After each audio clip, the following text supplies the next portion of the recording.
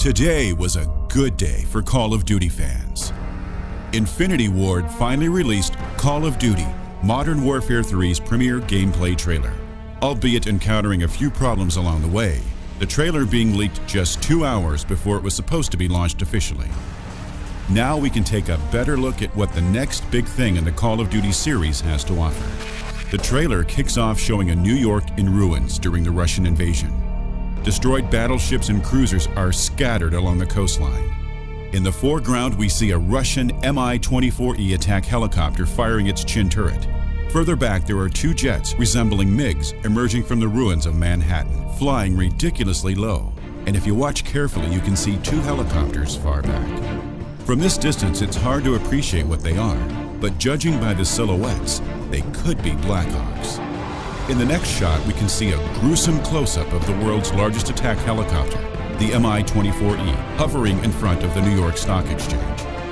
Infinity Ward has taken some creative freedom as the armament seems to be somewhat overdone. Normally, the Hindi would only be boasting a twin 23mm autocannon mounted on its chin turret, but it also features the F's 30mm twin gun on the right side of the fuselage, 2 external fuel tanks, 2 57mm rocket pods, and 4 AT-6 Spiral ATGM missiles complete the package, all mounted under the wing stubs. You would not want to mess with such a helicopter. Next, we see things from a first-person perspective. A Delta Force operative armed with an M4, equipped with an M203 40mm underbarrel grenade launcher, passes you a magazine. This operative is most likely Sandman, alongside whom you will fight, playing as Frost.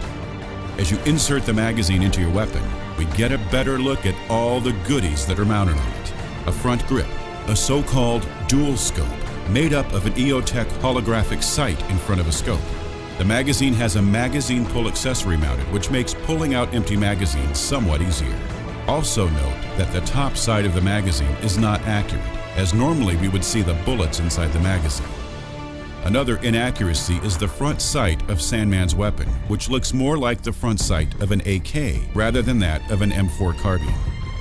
Last but not least, in the background, you also might notice a Stryker infantry fighting vehicle, and the wreck next to which the duo are at also looks like a Stryker. The next scene shows an Oscar II-class Russian nuclear-powered cruise missile submarine launching cruise missiles at the city. The Oscar class would normally fire P-700 cruise missiles, but what is seen in the video does not resemble any Russian-made submarine-launched cruise missile. If somehow the submarine looks familiar, it's because you've probably seen it in one of the many documentaries about the K-141 Kursk submarine, also an Oscar II, which sank in the year 2000 with all 118 crew on board in the Barents Sea. We get a glimpse at the sky from below as Mi-24s and cruise missiles fly above, and then the action switches to England as SAS troops disembark what looks like a Little Bird, with the Big Ben overwatching the action. There are several Volvo look-alike police cars in the area blocking the road. We then see how the SAS open fire with their MP5 submachine guns at a truck, which eventually flips onto its side. The next few seconds take place in London's underground metro transport system, with 2 unrealistically fast utility trucks, resembling Opel Vivaros chasing a train. The chase ends badly for the first one as it gets crushed underneath the train. The crash also derails the train and sends one of the train cars flying, taking out concrete pillars as it tumbles violently. Not realistic, but impressive nonetheless. The third country under attack by the Russians is France.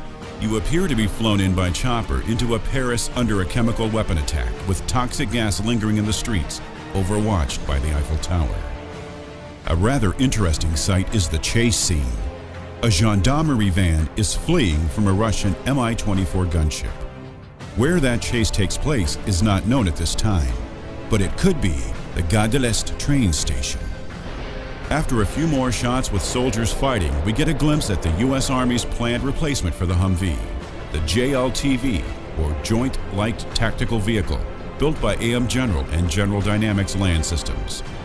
Soon after that, attention shifts to Germany, where an M1 Abrams tank makes its way through the rubble. Rumor has it that you will play as the gunner in the single-player campaign. We then see infantry rappelling down a building while an A-10 Warthog fires its GAU-8 Avenger Gatling gun above. The same A-10 probably swoops down and takes out a Russian T-90 tank. The next part is the most interesting and might seem familiar to a lot of you. A building collapses while the player lies helplessly on the ground. Maybe Infinity Ward took a few cues from DICE, but that doesn't mean this site is anything worse than what we see in Battlefield 3's Fault Line trailer. A burning car wreck then flies by the player, missing him by a few inches. As various scenes are shown with Deltas running across Wall Street and Russians armed with AKs guarding prisoners. Vladimir Makarov, the man behind all this mayhem, shares his thoughts. It doesn't take the most powerful nations on Earth to create the next global conflict, just the will of a single man. As he ends his speech, an SAS trooper slowly walks in the London subway, next to a burning train wreck. After those short seconds of relative tranquility, all hell breaks loose.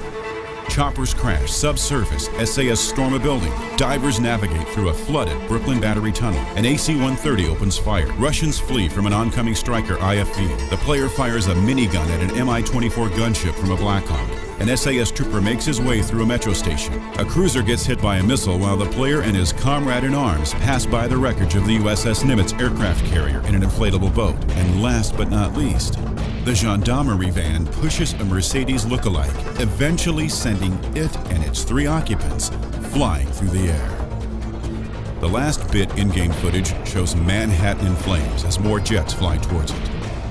From what we can see right now, Modern Warfare 3's single player will be filled with non-stop action, as we'd expect from a Call of Duty game. But what about the multiplayer? We'll have to wait and see.